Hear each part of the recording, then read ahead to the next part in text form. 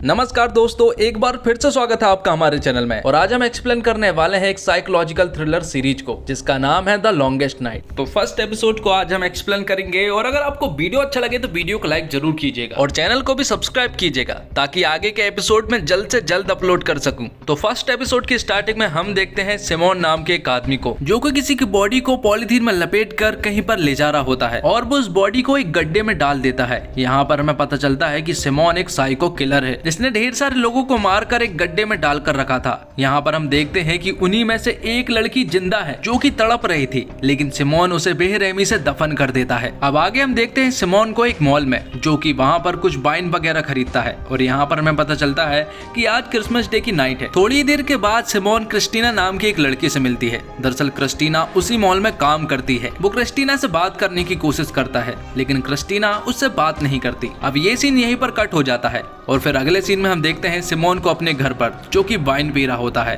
और जब वो वाइन पी ही रहा होता है कि तभी उसके पास एक कॉल आता है। कॉल पर एक आदमी सिमोन को बताता है कि उसके घर पर जल्द से जल्द पुलिस आने वाली है और उसे अरेस्ट करने वाले हैं। साथ में वो आदमी सिमोन से ये भी कहता है कि उसे घबराने की कोई जरूरत नहीं है, उसे भागने की भी जरूरत नहीं है क्योंकि उसके पास एक प्लान है। और जब वो दोनों बात कर ही रहे होते हैं कि तभी सिमोन के घर पर हमें क्रिस्टीना की बॉडी दिखाई देती है क्योंकि सिमोन ने उसे मार दिया था। और फिर थोड़ी ही देर के बाद पुलिस वाले सिमोन के घर के अंदर घुसने लगते हैं और जब पुलिस वाले सिमोन के घर के अंदर आ ही रहे होते हैं कि तभी सिमोन बाहर आकर खुद को सरेंडर कर देता है। आगे हम चेमा नाम के एक आदमी को देखते हैं जो कि किसी आदमी से बात कर रहा होता है। सामने वाला आदमी चेमा को बताता है कि सिमोन अरेस्ट हो चुका है।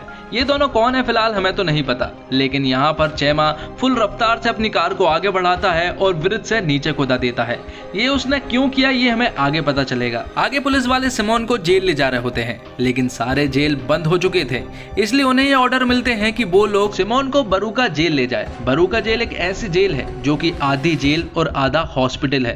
दरअसल वहां पर साइको लोगों के इलाज वगैरह होते रहते हैं। अगले सीन में हम देखते हैं ह्यूगो नाम के एक पुलिस इंस्पेक्टर को जो कि बरूका जेल में ही काम किया करता है। थोड़ी देर के बाद उसके पास एक कॉल आता है और उसे बताया जाता है कि सिमोन को बरूका जेल लाया जा रहा है। आज रात उसे इसी जेल में रखना होगा, सुबह वो लोग सिमोन को किसी और जेल में शिफ्ट कर देंगे।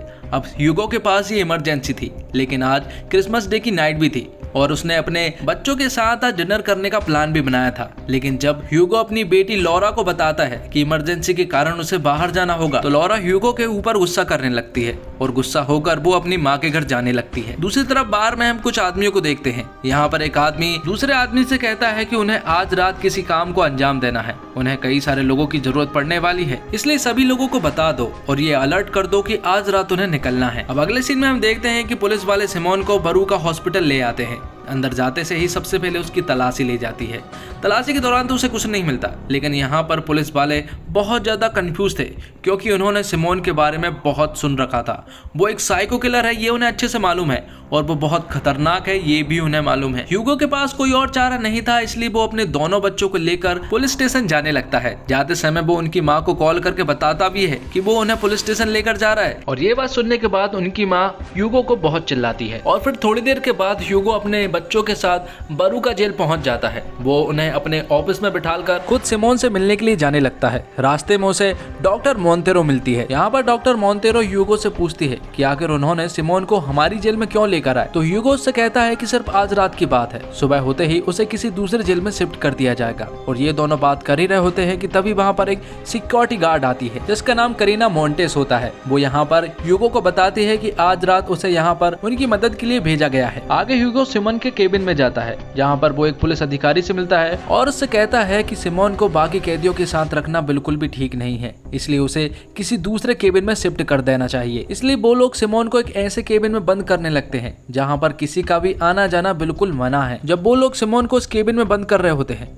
तब सिमोन ह्यूगो से कहता है कि ये रात बहुत लंबी होने वाली है और साथ ही सिमोन को ह्यूगो का नाम भी मालूम था और ह्यूगो सिमोन की बातों को सुनकर हैरान था कि आखिर उसे उसका नाम कैसे मालूम। वो बाहर आकर अपने ऑफिसरों से पूछता है कि उसे मेरा नाम कैसे मालूम। तो वो लोग उन्हें बताते हैं कि शायद किसी गार्ड ने उन्हें उसका नाम बताया होगा। दूसरी तरफ बाहर में जिन लोगों ने प्लानिंग की थी वो सभी लोग बरूका जेल पहुंचने लगते हैं। अब आगे ह्यूगो ग्रीन बेल्ट में आता है जहां पर वो सभी लोगों की मुलाकात मॉन्टेज से करवाता है जो कि वहां की न्यू गार्ड थी। ग्रीन बेल्ट एक साइको बेल्ट है, यहाँ पर थोड़े पागल से लोग रहते हैं और यहीं पर उनका इलाज भी होता है और यहीं पर वो मैन्यूला नाम की एक लड़की से मिलते हैं। दरअसल कल मैन्यूला की रिहाई होने वाली थी और जब ये बात वो उसे बताते हैं तो वो बहुत खुश होती है। उसी केबिन में एक और लड़की थी जिसका नाम नूरिया था। डॉक्टर उससे मिलती है। नूरिया दरअसल एक खतरनाक लड़की है, वो किसी से भी हर कुछ बोल दिया करती है। थोड़ी देर बाद ऑफिसर मॉन्टेज को रेड बेल्ट में ले जाते हैं। दरअसल रेड बेल्ट एक ऐसी जगह है जहां पर नॉर्मल व्यक्ति से अलग आदमी रहते हैं जो कि काफी खतरनाक है। जैसे ही वो ऑफिसर रेड बेल्ट में आते हैं तो एक आदमी तुरंत ही टॉयलेट में दौड़ते हुआ जाता है और वहां के एक आदमी से कहता है कि आवाज करना बंद करो, क्योंकि वहां पर एक आदमी टॉयलेट के रास्ते से सुरंग खोद रहा था। उन ऑफिसरों के आने से वो रुक जाता है और जो आदमी अंदर गया था वो बाहर आकर बास्केट खेलने लगता है ताकि उनका ध्यान बट सके। और जब वो दोनों बात कर ही रहे होते हैं कि वो बास्केट को उस ऑफिसर के मुंह में मार देता है और ये सब चीजें देखकर वो ऑफिसर उसे एक केबिन में बंद कर देता है और उसे बहुत मारता है। दूसरी तरफ सिमोन की गैंग बारूका जेल पहुंचने वाली थी। यहाँ पर वो सारा नाम की एक लड़की से कांटेक्ट करते हैं। सारा उन्हें बताती है कि उन लोगों ने जैमर लगा दिया है जिससे कि अब कोई भी कनेक्टिविटी नहीं हो सकती है, ना बारूका जेल के अंदर कोई कॉल जाएगा और ना ही वहां से बाहर आ सकता है। आगे हम देखते हैं कि ह्यूगो के पास एक वीडियो आता है। उस वीडियो में लॉरा थी जो कि काफी जख्मी हालत में थी। वो रोते हुए अपने फादर से कहती है कि उसे छुड़ा लो क्योंकि ये लोग उसे मारने वाले हैं। उसके ऊपर कुछ चीजें भी लिखी हुई थी। दरअसल ये काम सिमोन की गैंग वालों का था। उनका कहना ये था कि वो अपनी बेटी को छुड़ा ले और सिमोन को छोड़ दे। इसलिए ह्यूगो तुरंत ही भागते हुए सिमोन के केबिन में जाता है और उसे मारता है और उससे पूछता है कि उसकी बेटी कहाँ पर है।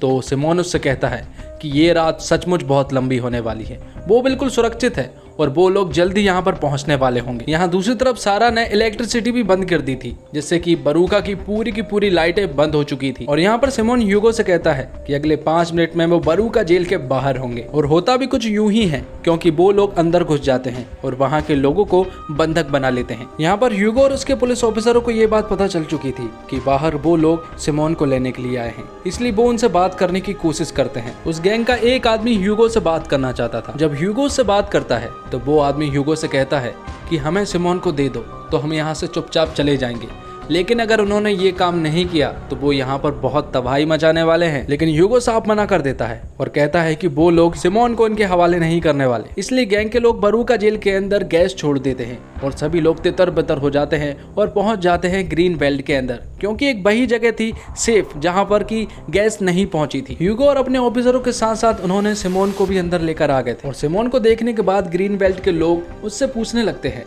कि आखिर ये आदमी कौन है। तो वो लोग उन्हें बताते हैं कि ये हमारे यहाँ का एक न्यू गार्ड है। यहाँ वो गैंग वाला आदमी 3 लोगों को गन पॉइंट पर लेकर सिमोन के पास फिर से कांटेक्ट करता है और उससे कहता है कि अगर उन्होंने सिमोन को नहीं छोड़ा तो वो इन तीनों की खोपड़ी खोल देगा।